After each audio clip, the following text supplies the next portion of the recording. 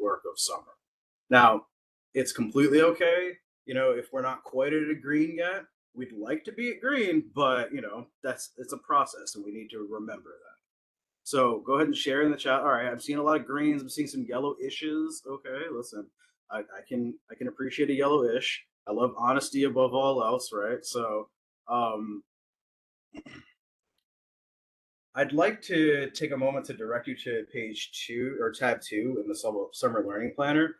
We shared it with you last time. It's also in the content tab here in WebEx too, if you need it. But we're going to be using it throughout the session. And tab 2 is where you'll find all the useful stuff for creating a team and making sure that you have all the pieces that are going to be like moving and shaking in your program. So if your team is green, this is awesome. Great. We can move quickly through these activities. If you're yellow or you're red, it's fine. Just don't forget to go back after this session and review what you learned last time, what we talked about, so that you can develop a program team, so that you can then work on the needs assessment.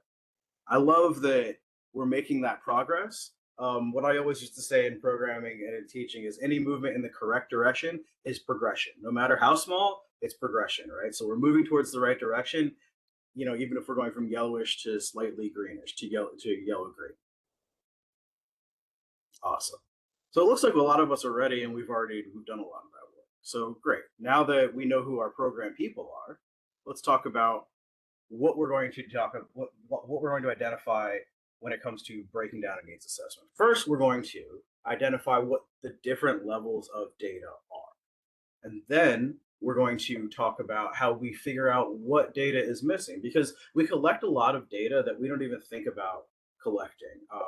And so sometimes, if we're not careful about codifying what data we have, it's very difficult to determine what we're missing and what could be added to better inform the landscape of our program.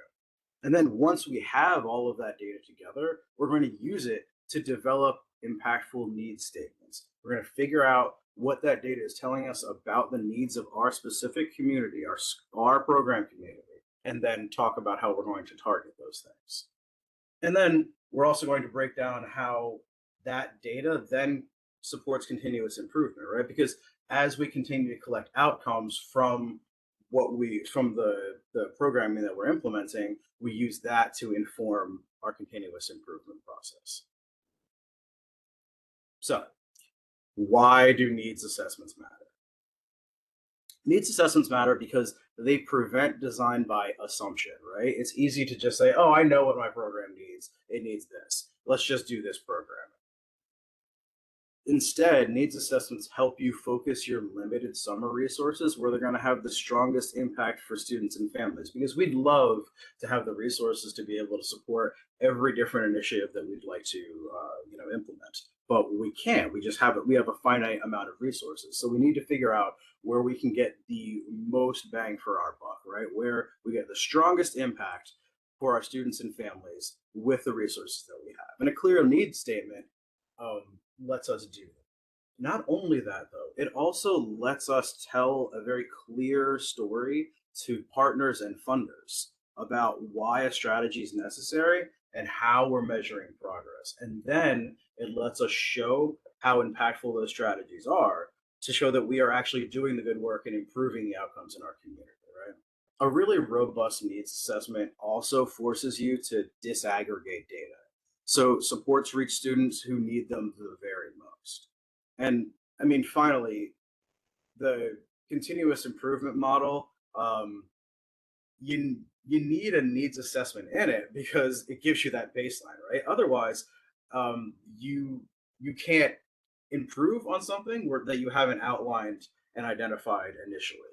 The data that you're going to use to track whether summer 2026 actually works, like the changes you're implementing, that's the data that you're going to talk about collecting now. You're going to identify what those levels of data are. So think about it this way, right? When your data impacts your practice, how you design and how you implement your programs, it'll increase effectiveness, which you'll see as you revisit that data. You collect the data from the outcomes and then use it for your continuous improvement. So let's take a moment to ground the work and talk about what data you already have, stuff that North Carolina probably already expects from you, right? So first, every subgrantee conducts annual needs assessments, right? So you can take various approaches to that depending on like what you feel like is best for your programming. And then you use those results to drive your improvement decisions already, right? You also have the data that's entered into 21DC. So that gives you all of your explicit state evaluation data, and like that's a lot of the data that's also going to get reported into 21 APR anyway. So it's good to be able to like codify and collect that data. You also have the data from your program quality self-assessment that you can use to talk about quality improvement priorities. So we know what we'd like to improve on, and so let's gather data in order to support that improvement, that goal. And you also have your APER, right, your annual program evaluation report, and that gives you a lot of essential data that you can use to build a needs assessment. A lot of this data supports the 21st CCLC program outcome measures already, that all programs report on. So this is the data that you're going to have just because it's data that you have to report, but it's not the only data that you're going to collect or take into account. They're anchors, right? And they matter because they define which data we prioritize today and how we phrase those needs. As we build our statements, and we're going to make sure that we're citing the sources that we're already familiar with, right? Our 21st DC attendance data, our teacher instructional staff surveys, things like local grades, state assessments, family engagement participation, and then of course the key findings from your self-assessment and your APER. The benefit of aligning to these requirements is twofold, right? Your need statements directly inform your summer design, and they reduce end of year scramble because your measures and your evidence are already matched to what you have to go and report. You're not scrambling to go find data when it's time to report, when that reporting window is nearing, because you already have it together as part of your continuous improvement process and your data collection. So now let's talk about levels of data, right? So we use 3 complementary levels. With school level data, that shows our system trends. This is things like chronic absence rates, school-wide proficiency, overall discipline rates. Our student data, our student level, that's like academic data for individual students. So it captures individual outcomes, things like a student's benchmark score, their non-academic data, or their academic data that might not be captured, in other frameworks, right? So then when we start talking about the non-academic data that could be present in the student level, we're talking about things like attendance in your program, individual behavior incidents for that student, or any other maybe mental health or societal indicators that might be at play. And then we talk about student voice data. And this is the information about what the students' interests are and what their wants are from the programs, right? So that's things like student surveys, that's things like anecdotal data. You might be walking down the hallway with a group of students going to, a club, and students are talking about how they all have an interest in, I don't know, robotics or what have you. It could be those awesome little micro interactions that you have when a student gets picked up from your program. And you have, 30 seconds a minute where you're talking with the parent and the student about the things that are really high interest for that student. There are a lot of different ways to capture that data, right? But when you triangulate across the levels, you reduce the risk that you're basing your design, the intention of your program on some outlier piece of data. We make sure that we're holistically looking at what is necessary for our individual program. So let's dig into the different levels of data. School level indicators are really powerful signals, and they reflect students' overall performance. So, for example, if school reports, like rising chronic absenteeism from say January to May, That's a program level risk that you can address with targeted summer outreach or sort of incentive structures for summer 2026. Um, you want to use proficiency rates and growth measures to identify grade bands with the largest academic gaps so that you can really target where your impact where you can be the most impactful, right?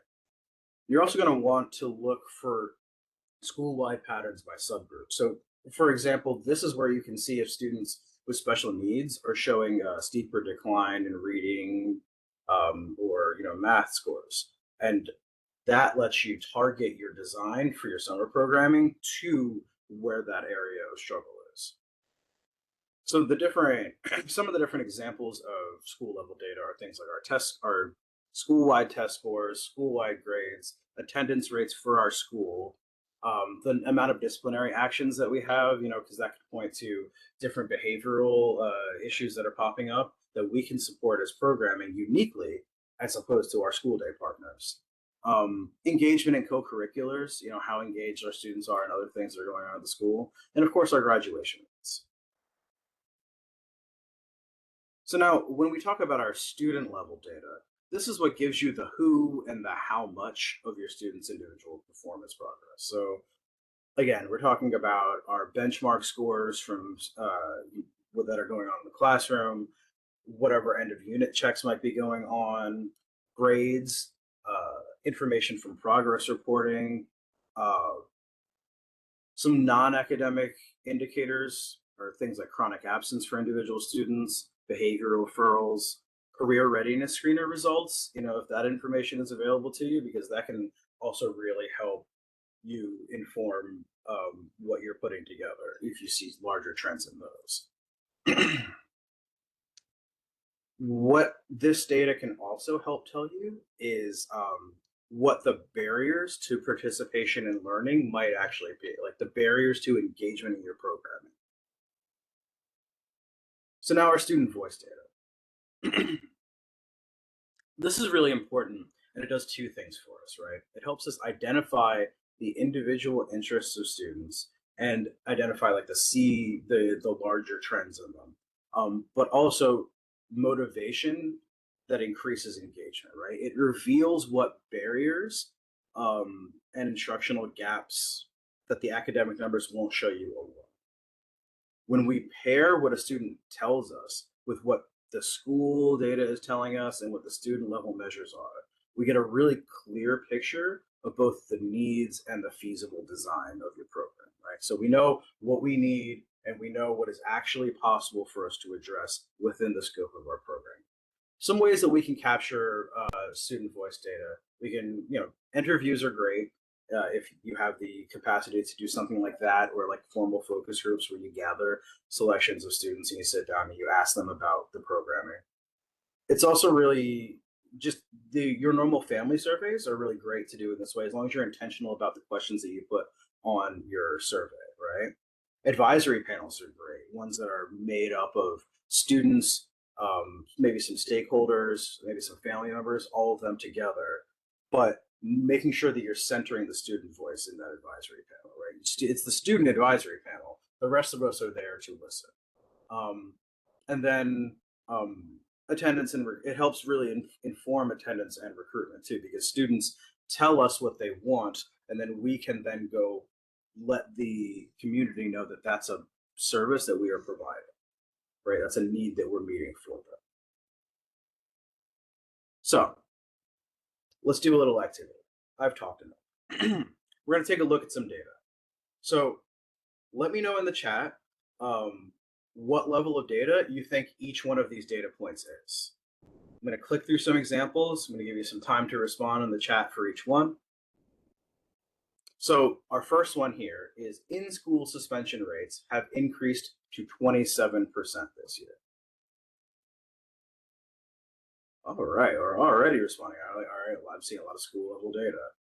I like this, right? Yeah, this is something that we can gather at the school level, right? And something that helps inform what's going on. Like it helps us look at larger trends that are going on when it comes to behavior. All right, so our next one. Students report high stress levels to program staff. What level is this data point?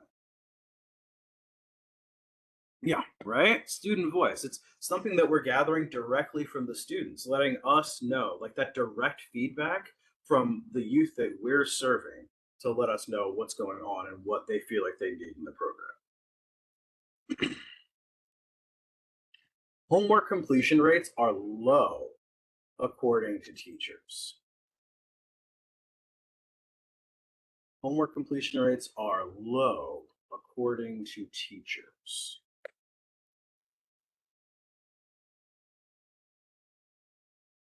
Right, so this is a little tricky. I can see why a lot of us are saying school, right? But I think this might fit more squarely in our student level data, right? It makes so this is data that we're collecting from our teachers. We might it's not like a data report that we're getting. It's something that we're going into we're going and we're getting we're hearing from individual teachers too. So students come unprepared to class. Students come unprepared to class, which never happens, right? This is our student level data, right? Yeah, these are identifying our trends among our students. All right, it's hard to throw you guys a curveball. Wow, you guys are great. All right, let's see. How about? Oh wait, no, we don't have one more. Oh yes, we do. No, we don't. Just kidding.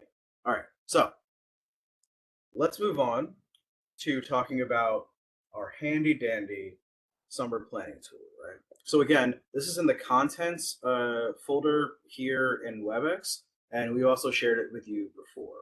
So this shows the tool that you're going to use for collecting the data, and it gives you a space to collect and record the evidence that you're going to need to write really strong need statements that are also testable, right? Because it's one thing to write a need statement, but it's also another thing to be able to test and figure out whether that is effective.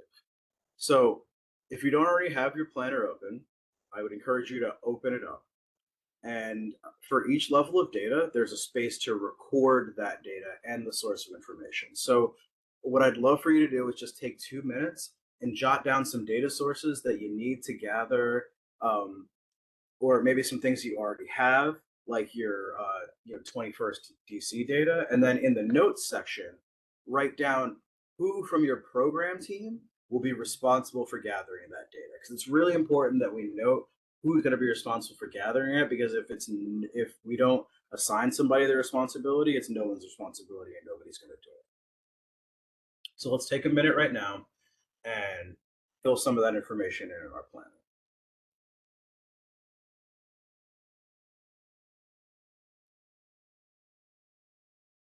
Should have put Jeopardy music in here, y'all. That would have been good.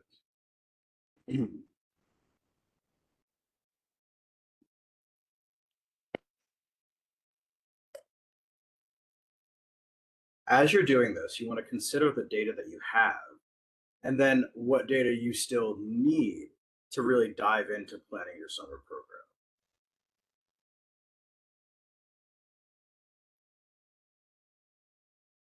And then while you're doing that, one tool that I'd really like to highlight for you, that can make sure that you have all of the data that you need ready to complete a needs assessment, is the needs assessment readiness check.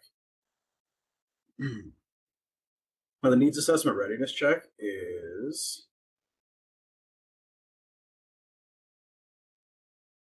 right here in our learning management system. So if you go to the NTAC website and then you click professional learning portal and you click learning management system,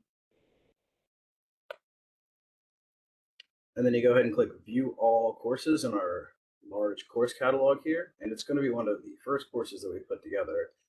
We're going to click the summer readiness tool, and then it says it's a course. It's really just a tool, and then so you sign up for it, and it will, when you use it, it will create a pop-up with a tool that helps you plan and identify what areas you might be missing when it it comes to preparing for summer readiness. I do want to make sure to highlight the fact that you need to have your pop-up blocker off in order to access it. Something I ran into a couple times, and it's also worth noting there are probably two layers of pop-up blockers. Like you might have some sort of like attachment in your browser, but there might be one also built in natively to your browser. So that was just something personally that I fought with for a little while, so I wanted to highlight that for you. But this is a really great tool when it comes to just making sure that all of your ducks are in a row. It really helps keep you on track and um, make sure that there's no outlying thing that has fallen by the wayside, right? That's been on the back burner.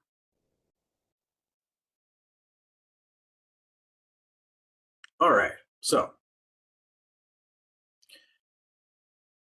when you just did that and you did some work in the planner, you might have already just been able to identify some data that you need to collect.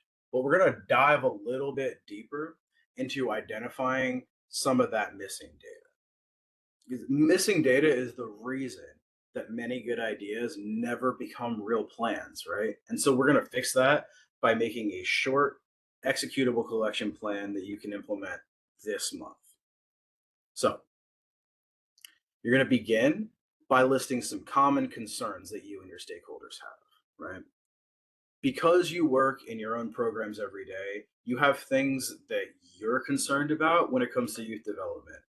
It's That's really the reason that we're all here, right? The reason that we're passionate about our work is probably one of those common concerns. So list those concerns. They might be that youth don't know how to handle frustrations. They have really low frustration tolerances, or maybe you have a concern that students can't do basic math, right? That is a bit of a concern sometimes. Um, then you're going to begin by asking yourself reflection column questions in this first column, right? So, how do we know that it's a need? And then here you want to think about what data you already have to support the fact that it is a need. So, um, for example, if you're concerned that students can't do basic math, you might have some state test scores to back that up. That's that school level data. Or you might have some feedback from the math teacher, which is student level data. You might so there are different data points at different levels that you could be using to support the fact that you know that that math instruction is a need. And then you're going to move on to considering what you've observed. So this could be stuff like students never report having math homework. Students come into program every day and they're doing homework for other subjects, but no, I never have math homework.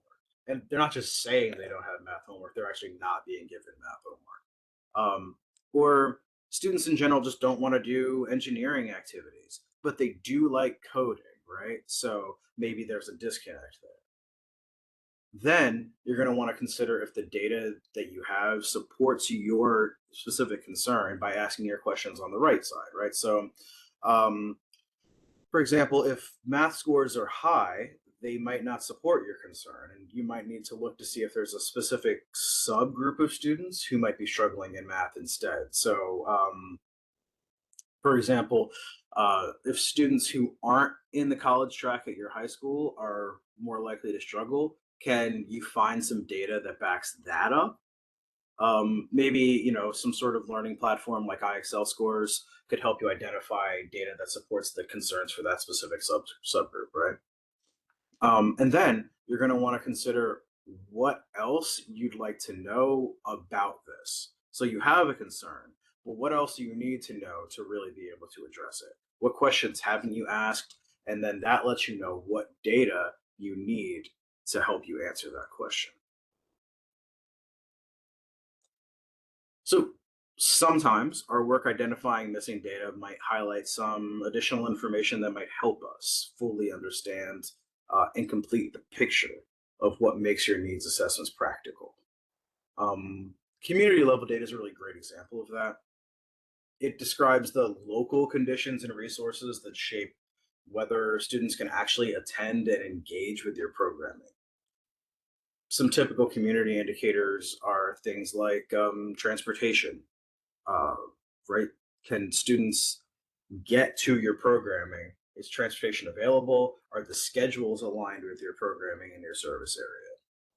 Um, Neighborhood access to free or low cost childcare, right? Because we know when those things aren't available, that sometimes older members of our youth become the guardian, become the childcare for working parents. Summer employment patterns for older youth, and again, caregiver work schedules, right? Because if parents are working and students, then there are younger siblings at home, they might need to watch them. If parents aren't working, but and they might be out of a job, maybe the older youth might actually have to go into the workforce instead of engage with your program. Community partner capacity for summer programming is really important too, right? It's what can your community actually support when it comes to implementing summer program, because you want to make sure that what you're implementing is feasible. um, and then neighborhood level sort of concerns, economic, family housing instability,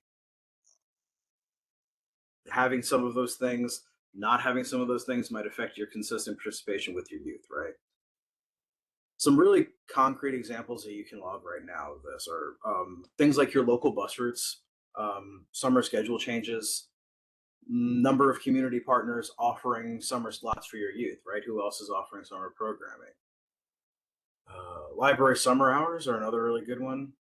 The availability of free meal sites within walking distance of your program is something that often gets overlooked. So think about whether there are any of these needs that your community is going to experience this summer and how that might affect your program planning. So family voice data directly reveals the barriers and the preferences families experience, highlighting the reason that your students do or don't attend, right? It really gets down to brass tacks. It tells you whether your good ideas are actually going to land with your population. Family voice measures include things like even just short texts, phone pulse surveys, family focus groups, those micro interactions that I was talking about when kids get picked up. Really add, like, you can really add some value to that minute and a half that you spend chatting with a family day by day, right? Those interactions really add up. Back to school and pre-summer sign up conversations are a really good time to take this family voice into. Intake questions at enrollment, a really awesome way to gather what the needs of your families are as they're beginning to access your program. And then of course, attendance logs from family events, things like that. Some really high value family questions are those that yield really actionable answers. So consider using questions like, what prevents your child from attending after school or summer programs? Something like, which hours or days work best for your family? Would a transportation stipend or on site sibling care make attendance more possible? What languages do you prefer for written and phone communication? You want to learn the needs of your community so that you can really support your community. So let's move on to how we identify missing data.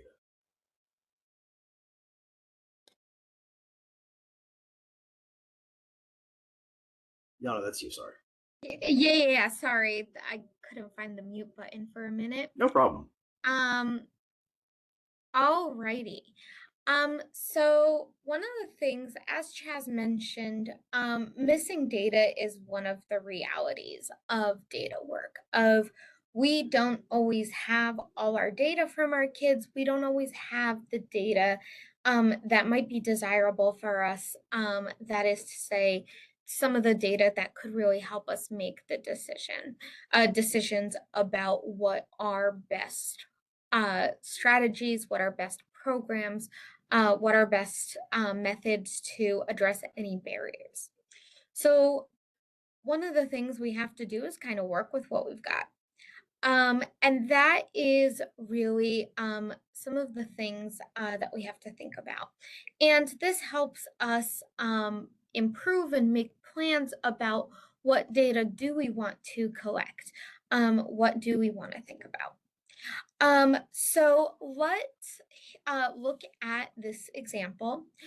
So one of the things we are thinking about in our program are self-management, self-regulation skills. And the data we do have up to now is 68% of youth that are over the age of 12 have interacted with law enforcement between the hours of 3 and 10 p.m. So after school, a lot of our kids have had interactions with law enforcement. We also know that homework completion rates are really low.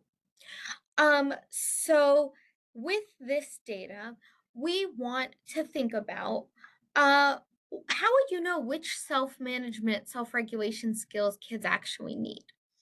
And what data would help us support, would help us identify um, what we need to know, what are the primary areas of challenge, because then we can decide what to do in our program. So we would love to hear from you in the chat box. What do you think the self-management, self-regulation skills that are missing? Um, and how does this data support our concern? So how does this data tell us that self-regulation, self-management is a problem? So we'd love to hear from you in the chat box. Oh my God, you guys are so actively engaged. I love that we say in the chat box and there's already comments. Um, oh, and yes, as Chaz mentioned, if you open up the content panel, you can see all our documents, all of the resources that we've shared. We will also share those with your state leadership to make sure that everything is really accessible for you. Like Chaz mentioned, everything we do is totally free. So we want to make sure that you can make use of all of these tools. So what do you think other data that we need might be? And how does this data that we've given you really support the concern that our kids might need some self-regulation, self-management skills? Give you guys a minute to think on that and share it in the chat.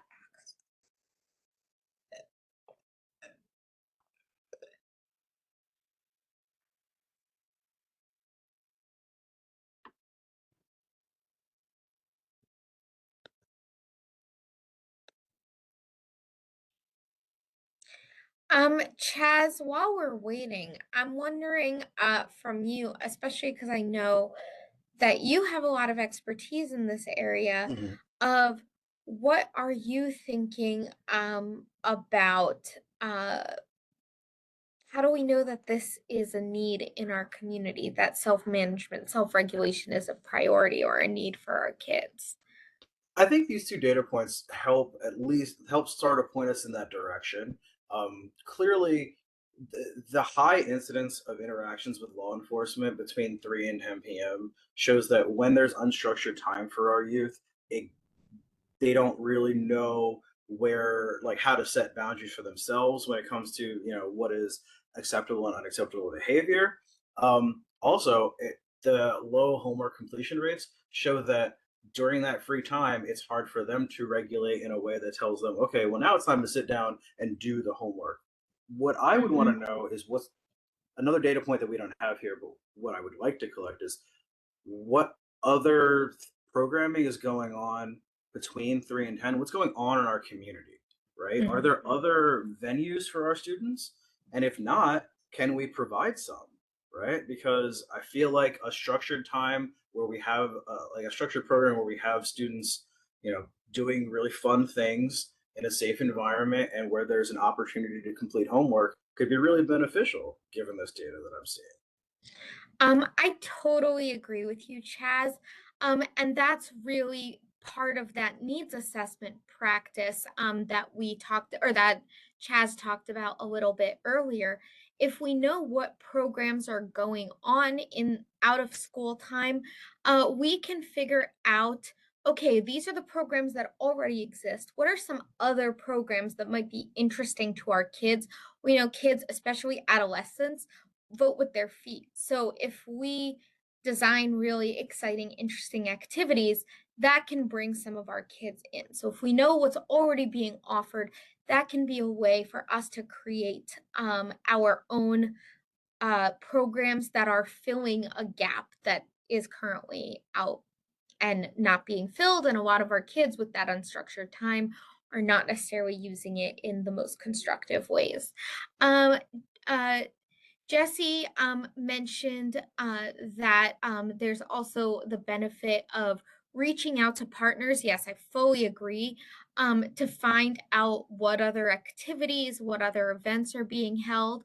Um, 21st century programs are amazing connectors because we have those relationships with schools, we have those relationships with kids. There might be a lot of really cool programs going on in your community that kids don't know about or kids don't have access to, that if we serve as that connection, we can fill that time. So one of the data collection points that you could do is a survey again of what are the activities that are already going on, to make sure that we're filling in gaps of there are activities that we know kids are interested in. We did a survey or something like that. But there's not that offering right now. Angel also mentioned discipline referrals. That's going to be an opportunity to talk to your school day administration for the school or schools that your program serves. And that can be kind of information on, is this a problem during the school day and out of school time, or is it just something that is a challenge outside of the school day? Um, there may also be a question of school completion rates. So that can be another really good opportunity for us to think about. Like it mentions that 12 plus aged kids, some of kids those ages might be out of school, and so not have that school day structure as well. So thank you everyone for sharing those examples of thinking about what are some of the other parts of data that we can collect, what other pieces of data might help enrich our understanding of where 21st century programs can fill in, what they can do to fill in supports for areas where there are gaps. So once you collect your data, we want to again think about what is the missing data that we want to focus on as our program team. Really think about how we can collect that data, how that data can be useful to us and our programs. And using that, or gathering and using that data is going to help us have a really enriched and a really deliberate conversation about these are the gaps, and then taking us to the next step of planning what we're going to do to address those gaps. So while you are identifying missing data, identifying what further information you need, you also should look for cross-level trends. So how do multiple pieces of data interact? How do they tell us different parts of a story?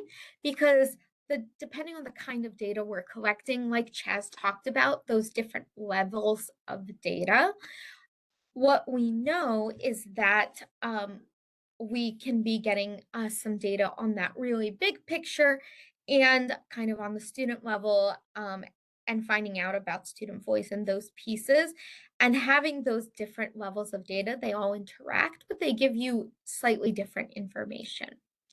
And those are those cross-level trends. We want to identify how those multiple pieces of data interact, and what they're really telling us. What is the big picture here? And there are a couple of questions where you're looking for those cross-level trends. There are a couple of questions that you can use that can be a part of your thinking process to really help you bring all of this data together. And so the first question is, what concerns align with 21st century program outcome measures? So we have all this data. how does that data align with the program outcome measures that we know we have to fulfill and report on to our state and federal leadership? Additionally, the second question is, what concerns have multiple levels of data to support them? So again, we're looking for multiple pieces of evidence that support that main point, that give you different views into the larger concern. So one of the things, thinking back to the example that we just looked at, if we see that kids have a really high rate of interaction with law enforcement in those out of school time hours, and we also have data that tells us that there are really low completion rates. Those pieces of data fit in together because we know that kids are not really using those out of school time hours productively and positively because they're having some negative interactions with law enforcement.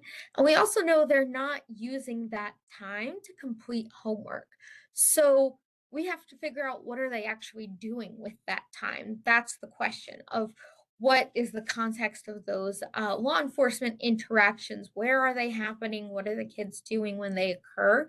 But those pieces of data work together and gives us a perspective on what other data we might want to collect to inform and to help us identify what we need to know and then fill in those gaps. That next step is always going to be filling in those gaps. So, with that in mind, let's look at some trends. And in this activity, we're going to connect back to that challenge of self management, self regulation. Here is what it might look like to have a bunch of pieces of data, all at different levels, that show us that self management is a challenge. So, for community level data, sorry about that. So, for community level data, that big picture data, 68% of our youth that are 12 or older have had an interaction with law enforcement between the hours of 3 and 10. So that's the big picture. It's not talking about individual children. It's talking about the broader community context of the kids we serve.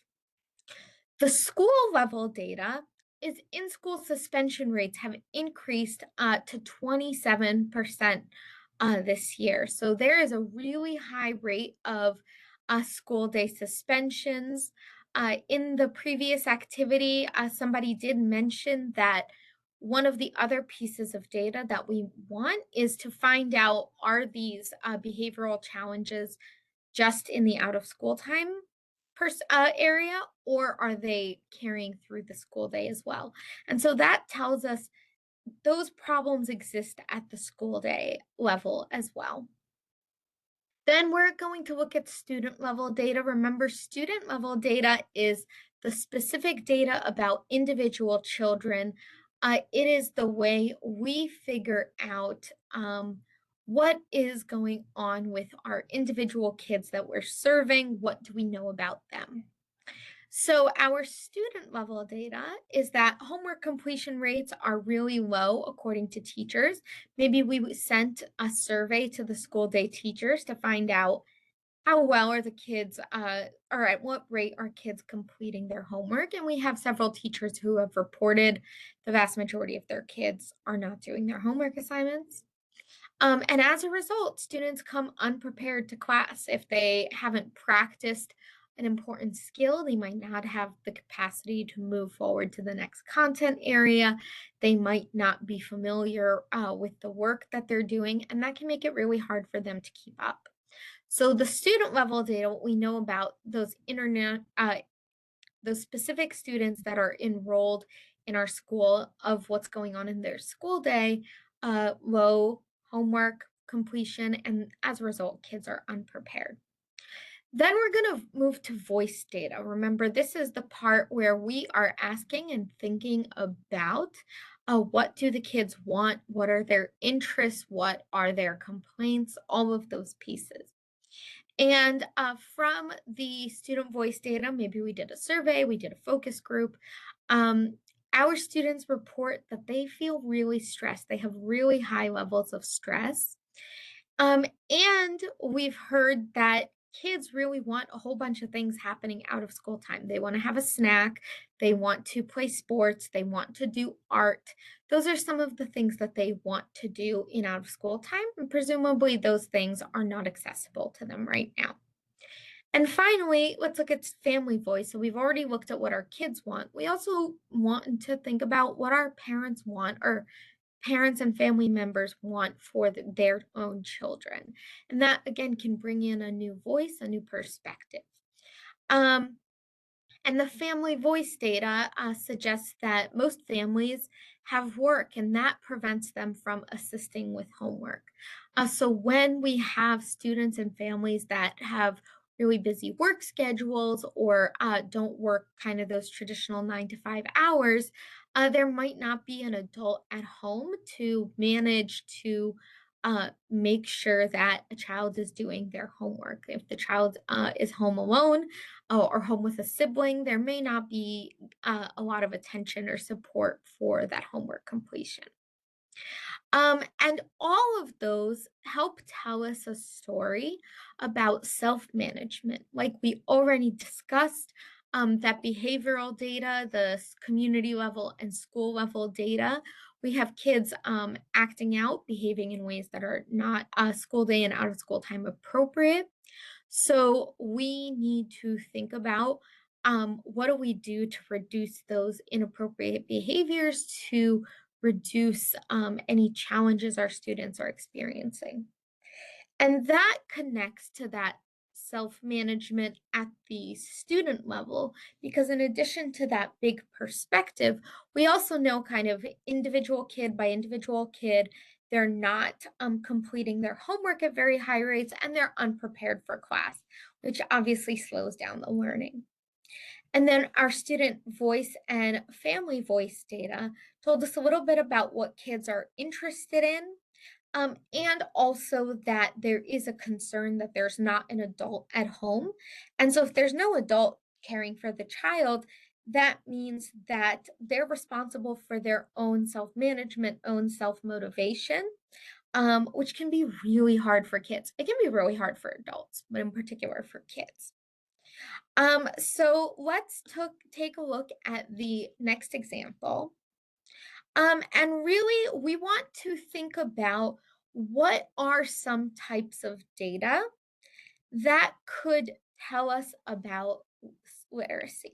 So, we are thinking maybe an important topic for our program is to address literacy. What data would you want to look at to learn about what the specific literacy challenges, or the specific literacy data that we want to look at, we want to know to understand what's going on in our school, in our students. So we'd love to hear from you in the chat box. What types of data, what pieces of data would you want to inform your knowledge of the literacy needs of your students and community? So you can just type that up in our chat box.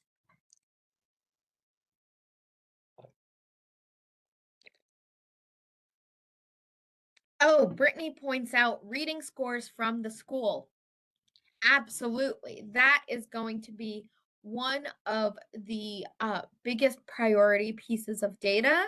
That is something, how something that is going to be really important for having those school day partnerships. Students take a lot of assessments during the school day, both state and classroom based, and those can give us a lot of useful information.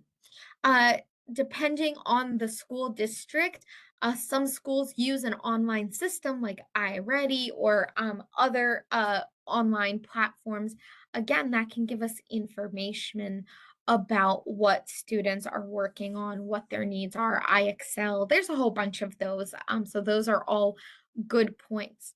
Um, there's also a comment from Roxanne of how often do you read for pleasure? That's student voice data. There'll probably be a survey, um, some way, show of hands, a focus group, all of those can be methods. So thinking about, do our kids actually enjoy reading?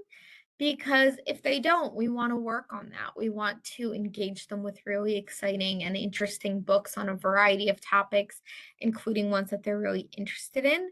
Because the more practiced you are at reading, the more you enjoy it. Because one of the things we know is literacy can be hard, it can take a long time to develop, and kids need to be supported. And when kids love reading, they read more. And we also want to, Dominic pointed out engagement in early literacy programs. That can be really important. A lot of those basic literacy skills can start to develop in those early years before kids even get to kindergarten. So, do we know which of our kids participated in early literacy programs? When did these programs start? Because it could be that your community only recently offered free or low cost early childhood programs, or that might not be something that's accessible to your students and families. All of those things could be the case depending on your community. So thank you everyone for sharing those ideas, those perspectives on the kind of data that can help us really have that detailed knowledge. And let's look at one more example. This time, let's look at an example of career readiness. So, for career readiness, what pieces of data would you want to collect to enrich your understanding of the career readiness priorities and needs, potential gaps in your community? So, again, you can share that information in the chat box.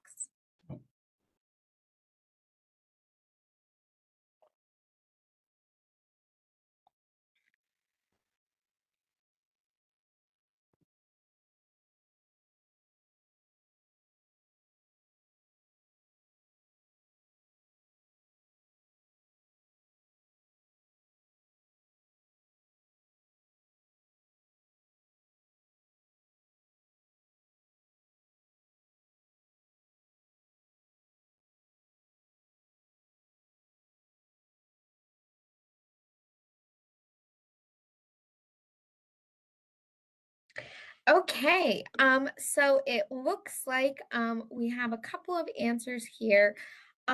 So we want to think about some questions about business engagement programs with CTE. So we might want to investigate that's that community level of what are already the offerings available? Can we either serve as a connector or think about now we know what programs are available, let's figure out what programs are not available. So, really thinking about the kinds of programs that could be opportunities for us. We also want to think about a partnership and community survey. So maybe we want to reach out to potential partners, ask them, what are you hoping to achieve? How we can we support you to expand, improve your programs, those kinds of things. And that can really help you identify the best fit as potential partners. There could be a career pathway diagnostics. Some schools give those kind of little assessments that give suggestions on possible careers for our students. We can also think about doing some PBL activities. So, if kids are interested in particular fields, we can use that student voice data to inform some PBL project based learning to really give them opportunities, a hands on opportunity to investigate careers. That would probably be student voice data. We can do surveys. We can create partnerships. So, kind of that goes back to that partnership survey. So, thank you everyone for your contributions. If anyone else has something to add, we'll give you a second to do that before we move on. Okay, so now we are ready to write our needs statements. I know we have spent a lot of time really talking deliberately about the data that we want to collect, the data we want to use to help inform our understanding of the needs that exist in our community. Now we're ready to actually write those needs statements. And the way you write a needs statement is you start with the common concern or the concern that has come out from looking at all of this data. We know that literacy is a problem. We want to improve kids' literacy. We know that career readiness is a priority in the community, and there's not a lot of activities to support that. So we want to think about how we can add those. So it's the common concern that we might have in our school, in our community, among the students we serve, plus the data. So the data that we have that has informed us of this. And when you bring those two pieces together, that's how you create a one sentence needs statement to summarize what do our schools communities needs, what are the schools and communities needs, and what data supports that conclusion. So let's take a look with an example.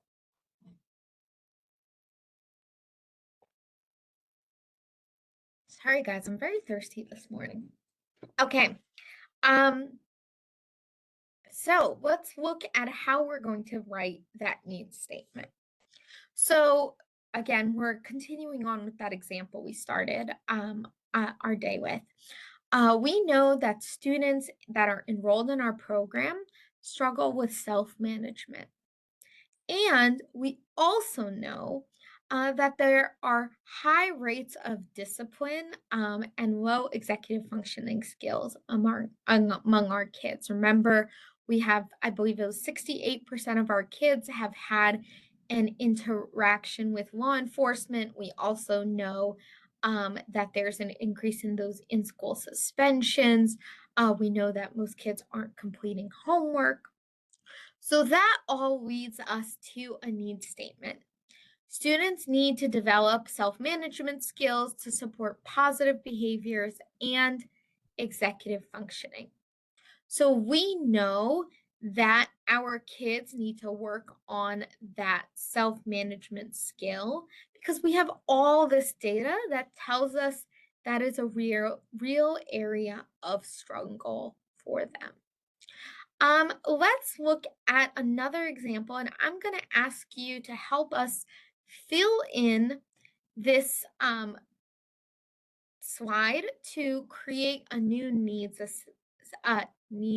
statement. So let's work on this example today. So we know that students are reading below grade level. And as you all shared earlier today, with those ideas of the kinds of data you can collect, we looked at state assessment data. We surveyed kids to find out how many of them read for pleasure. It was unfortunately a very small number. We also looked at those online assessment scores like iReady, iExcel, any of those other programs as well. So those are our data and our common priority or common concern. Now we have to write a needs statement. Remember, a needs statement is a statement of what the concern is and how you know that's something we need to improve on. So I'd love if anyone is feeling really participatory this morning, I'd love to hear from you what might be a needs statement for this scenario. So you can unmute yourself. You don't have to raise your hand to let us know what could be a needs statement.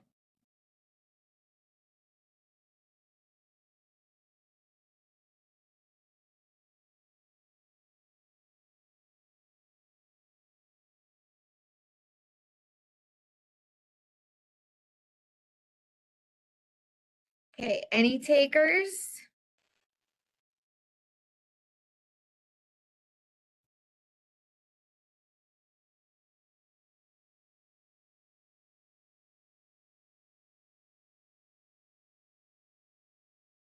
Chaz, I'm gonna pick on you while we wait to hear if anyone else has something they want to share.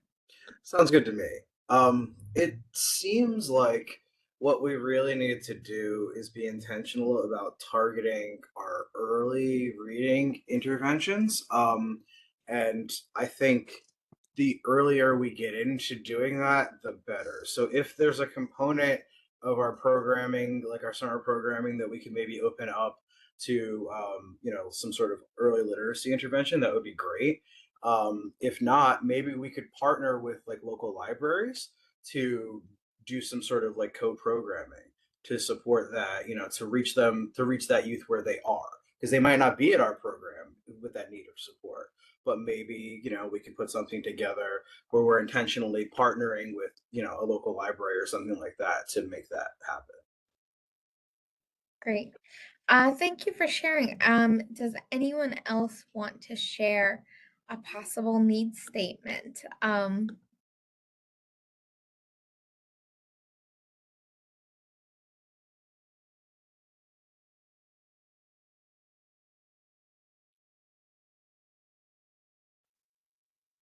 I'll give it a shot. Fantastic. How about data indicates that blank percent of students are performing at or below reading level 2 on EOG test? Yes, so you're connecting it to that data. And so we know that kids are not performing at the level that we want to see, not at grade level on literacy. So a priority for us is improving literacy because we know that whatever percent of kids are not scoring on a grade level. Fantastic. Thank you so much. Does anyone else have one that they want to say? Yes, very much. Thank you for sharing that. Roxanne, anybody else want to take a stab at it to share what you would say for the needs statement here?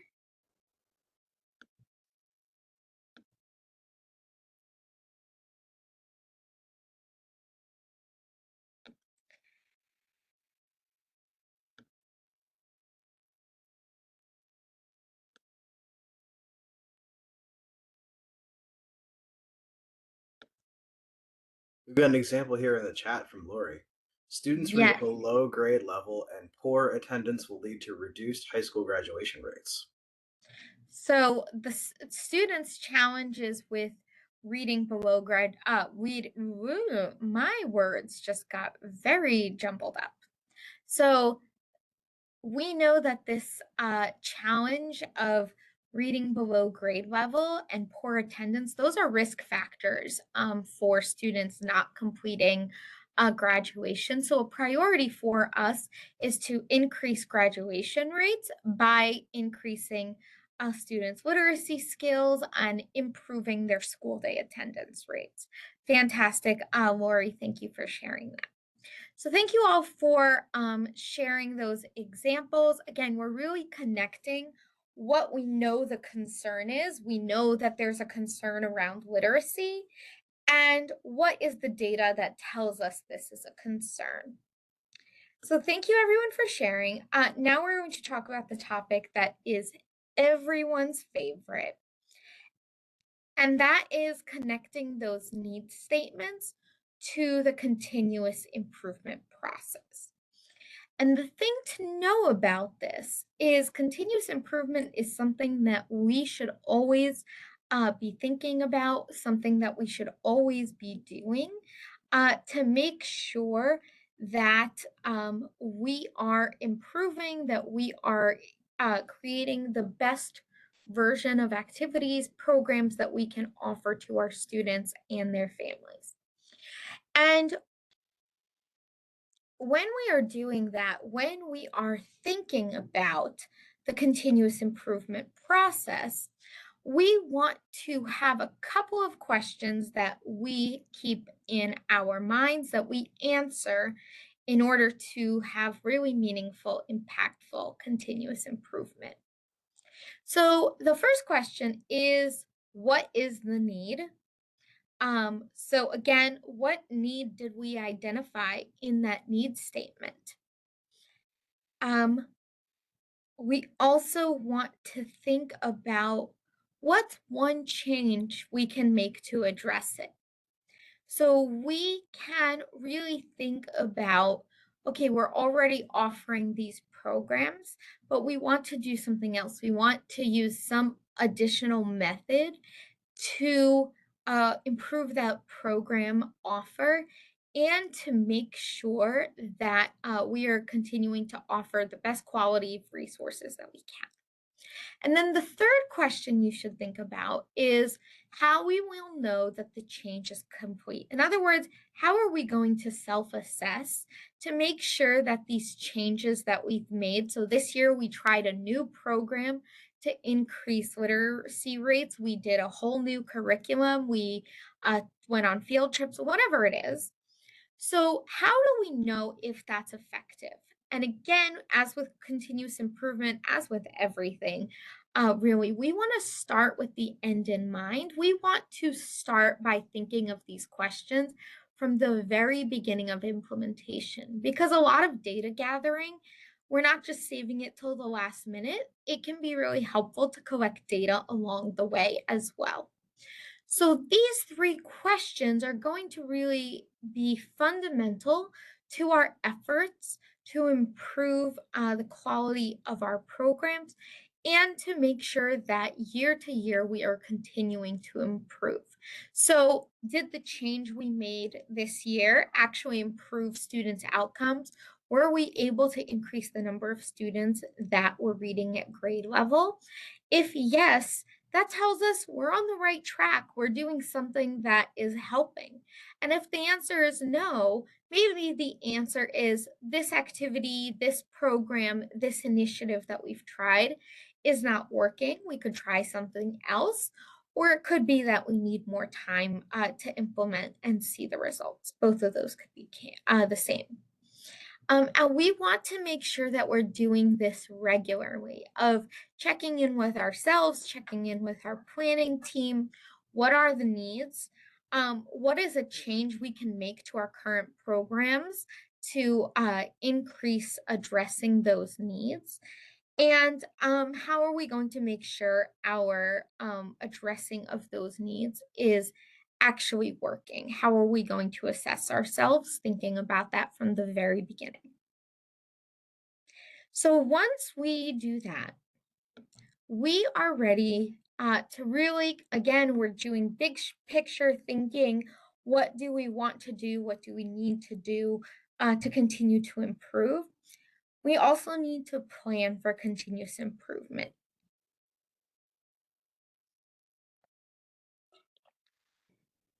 Like I mentioned, we want to start with the end in mind. So, right from when we are implementing our new programs, we are planning new activities, we are planning the structure of our program for the coming year. We want to have a pre made schedule for data collection.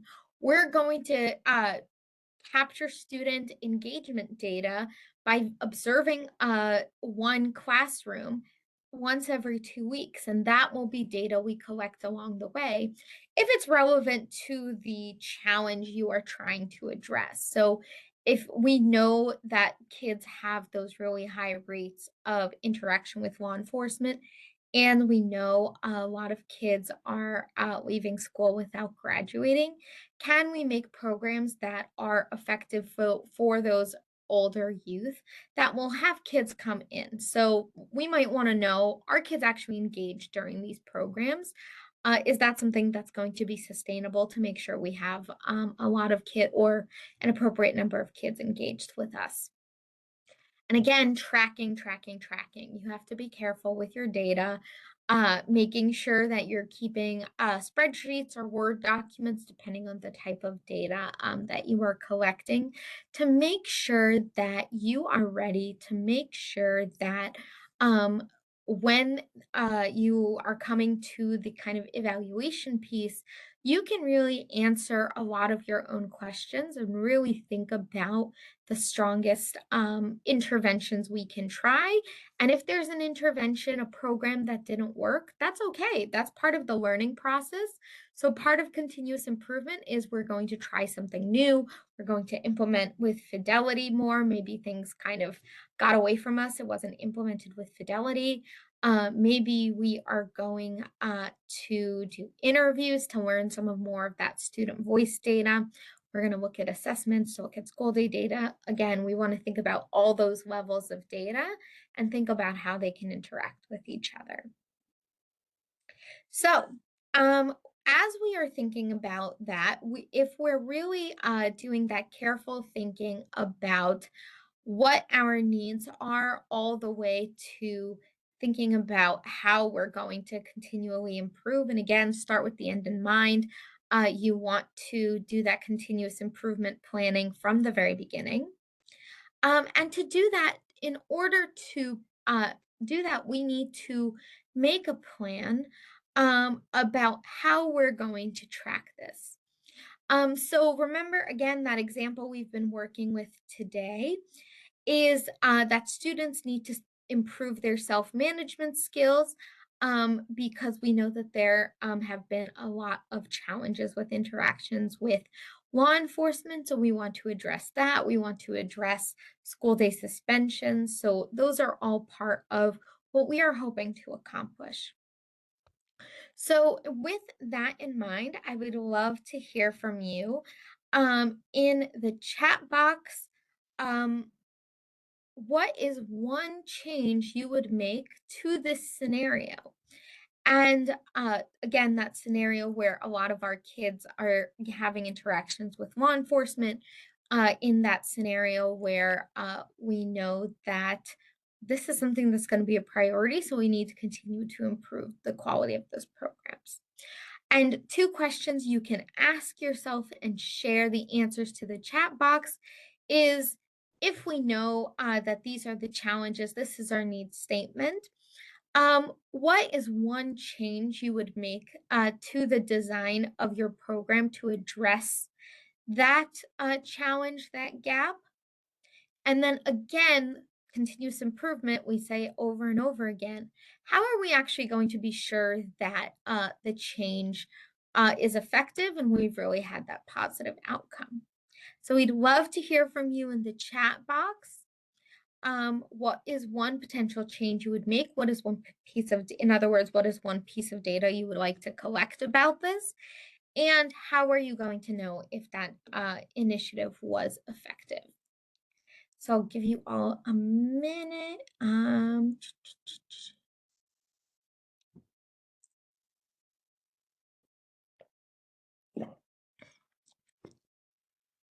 Oh, Jesse, I love this idea.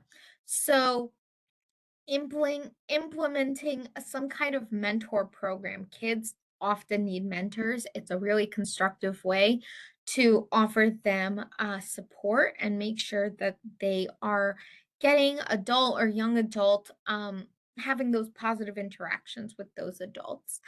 So I love that idea. And then after a certain amount of time, we can start collecting monthly behavior reports from the school day. Um, the change might not be immediate. You might not see it in the first year, but that can be a really effective a way to address this issue.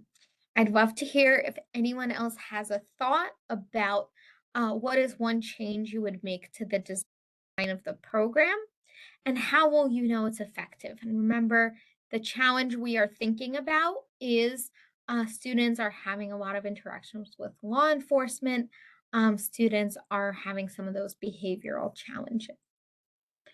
Latondra shares implement an SEL practices, curriculum or activities. Make sure that teachers receive PD on this. Oh, I totally agree with you. Because I think a lot of us have had the experience if you get some new materials and they seem really interesting and exciting, but they're not always easy to use, especially if you haven't had any of that training, any of that support. So thank you, Latondra, for sharing that. And Latondra would then use student self-assessments of behaviors. You might use observation of student behavior. So I noticed that in the other.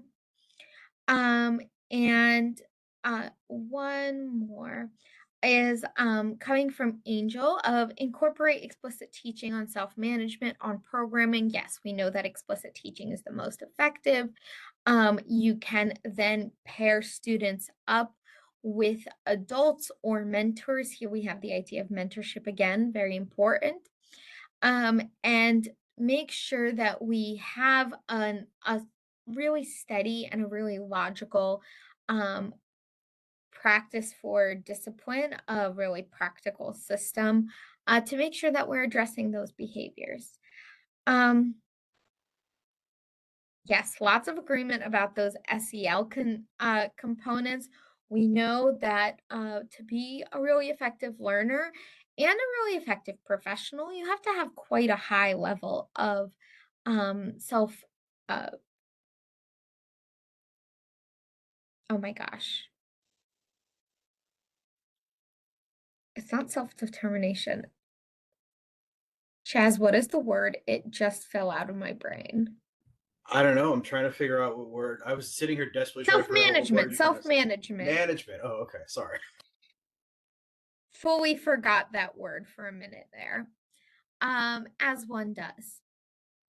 So, I would have loved to take a minute to review some of the data that we have talked about how to collect today. So we started with collecting data. Then we thought about what is the missing data? What is some other data that we can collect to enrich our understanding? How do we spot those cross-level trends? So what do multiple pieces of data at different levels tell us? And then we wrote our needs statement. And that was the primary part of our webinar today is making use of that needs statement. And next time, what we are moving into is logic models. We did a little bit on logic models last year during our previous, or maybe it was the beginning of this year, we went during our previous series of sessions that I did with you all, which were so great. And we will dive even more deeply into the process of creating a logic model. So make sure that we are really set up and really excited to continue to have this conversation. One of the things that we did in the last year was the Summer Learning Initiative. A couple of sites from North Carolina was involved, and they really were amazing at doing the project and helping us learn more about how to effectively engage the project out of our own continuous improvement process. So I'm excited to share what we learned from that experience and to talk some more about this. So as kind of a final activity, Chaz, there's the closing activity. Oh, sorry. Yeah, I On the just wanted to previous direct page. us to the knowledge network here. Oh, do you want to Because do the activity at the end? well, I figured that we could direct them to it and then just let them. Okay. Yeah. Yeah. Chaz, I can turn it over to you for you to explain that. Okay, yeah, sure. So we created a group here on the Knowledge Network. Remember, we had you guys all log in last time and get accounts set up. So now we have a group for our summer learning series here, and then we have a discussion about breaking down what we've talked about today to develop our own needs statement. So what I'd like to do is direct your attention to the knowledge network post here that we've created. And again, you can access that through the NTAC website and then going to the professional learning portal to the drop down and selecting knowledge network. And then there you'll see the discussion about what will make a difference need statement. So before the next time we meet, we'd love for you guys to spend some time working on this post and drafting out a really impactful needs statement that you can use to inform your summer programming moving forward.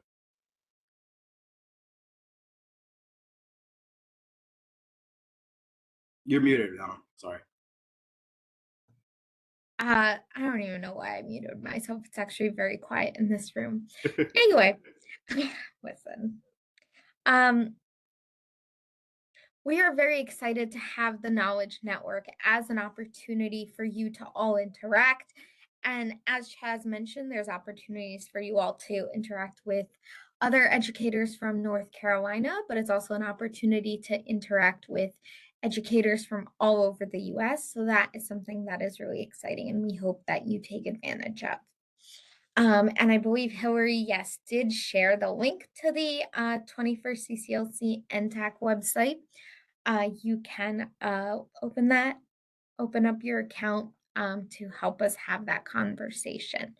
And when you open your account, you will go to the learning management system. There's a tab along the top of the page.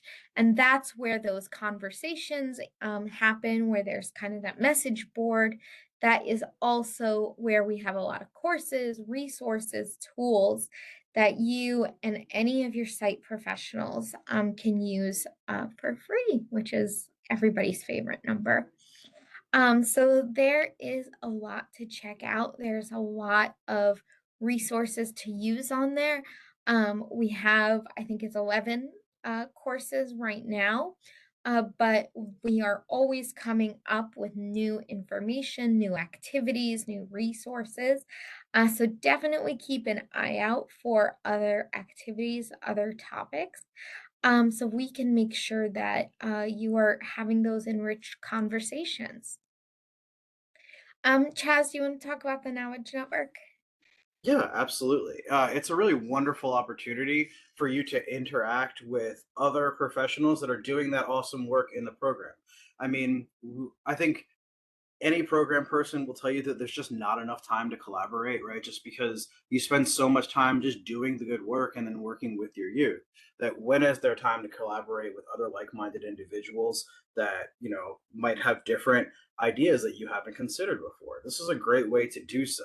And so there are a number of different discussions. You can create your own discussions and go in there and then interact and have like a whole conversation that we didn't even think about creating. There are a lot of ready-made things there, but we would encourage you to go in there and start, making it that living, breathing discussion space by adding topics that are really pertinent to what the challenges are that you see uniquely in your programs. I'm sure you're not the only one. I'm sure other people are also going to see those challenges.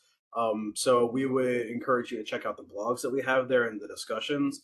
And then we have a lot of open groups here that are useful for particular issues that might be very interesting to you, or things that might be passions for you individually. Things like our community violence prevention series, which was a really awesome series that we just put together, and rolled out, that I would encourage you to look at, because that's always something that's top of mind. Mhm. So there are a lot of pieces on our website to check out, a lot of things to do and to engage with. And before we say goodbye, I'd love to do just a very brief wrap up activity of thinking about what is the most important thing that we talked about today. What is something that you're going to take with you for the next session? Like I mentioned, the next two sessions are going to be for, ooh, my words today, my goodness, are going to be focused on the logic model. So, what is from today? What is one thing you really want to take with you into that next session? We would love to hear from you in the chat box. Or if you feel like unmuting yourself, better yet.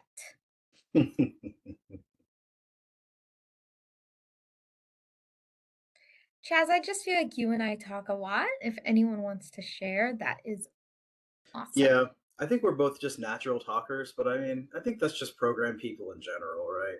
Yeah. Oh, building stronger relationships with community partners. Man, yeah, that's something all of us need to do. So thinking about writing and following through on those need statements. Eula, you're in luck because that's what we're really going to talk about with that logic model of taking our needs statements and making a plan for how are we going to implement a program that addresses those needs. Um, oh, thinking about collecting data in a timely manner and using that data to build a needs assessment. I love that idea because um, something that is pretty common because we all have so many responsibilities, so many things to do, is data collection kind of gets pushed to the end of the program year because there's just a lot of going on. But if you can be collecting data along the way, that will create a much richer picture of what your program is doing really, really well and what are some potential areas for growth. Um, Melissa shares that she likes the idea of mentorship programs for students. So that was a little bit of an example of how you can address it, but I do think I agree that is a great example. That is something that could really fit in. Zaria mentioned that the template and planner we talked about is really useful. We're going to be using it a lot, so I'm so glad you like it. So collecting, Andrea says, or Andrea, not sure, collecting intentional and focused data. Yes, I fully agree with you because there's so much data we could look at. But if we are overburdened with the amount of data that we're collecting, it makes it really hard to spot those trends. So we want to be as deliberate as possible in choosing what data do we want to collect, and then kind of taking the next step of how are we going to address these needs we see from our program. Um,